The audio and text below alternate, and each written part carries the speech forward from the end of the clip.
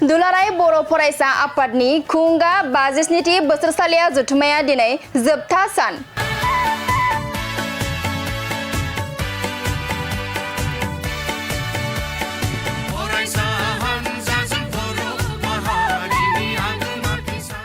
क'क्राझार जिल्लानि साखाथियाव थानाय दतमा बड'फा फोथाराव दुलाराय बर' फरायसा आफादनि खुंगा 52थि बोसोरसालिया जथुम्माया थांनाय 13 मार्चनिफ्राय जागायनानै दिनै जोबथा सानाव आगान होबाय।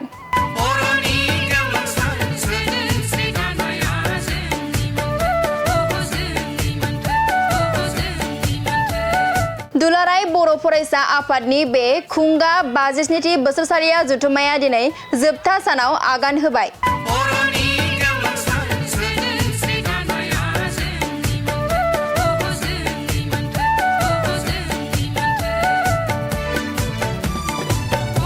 आरो बे दुलाराय बर' फरायसा आफादनि खुंगा 52थि बोसोरसालिया जथुम्मानि दिनैनि जोबथा साननि हाबाफारिनि गेवलां मेलाव गाहाय आलासि महरै भारतनि नखर मन्त्रि अमित शाहया सानजौफुनि 1 रिंगायाव बाहागो लाफैगासिनो दं। लोगोसे आसामनि गिबि मन्त्रि डक्टर हिमन्त बिश्व शर्मायाबो बे गेवलां मेलाव बाहागो लाफैगोन।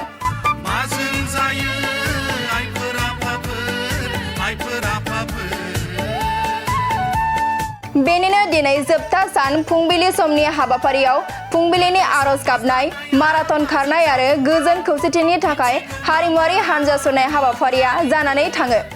बेनि अनगायैबो दिनैनि गेवलां मेलाव बिटिआरनि सिएम प्रमद बर', एमएलए लरेन्स इस्लारि, एबसुनि आफादगिरि दिपेन बर', केबिनेट मन्त्रि उरखाव गोरा ब्रह्म, बर' थुनलाइ आफादनि आफादगिरि डक्टर सुरत नार्जारि, आसाम आयेन आफादनि बुंथिगिरि बिस्वजित दैमारि आरो गोबां आफादनि दैदेनगिरि बिबानगिरिफोरा बाहागो लागोन।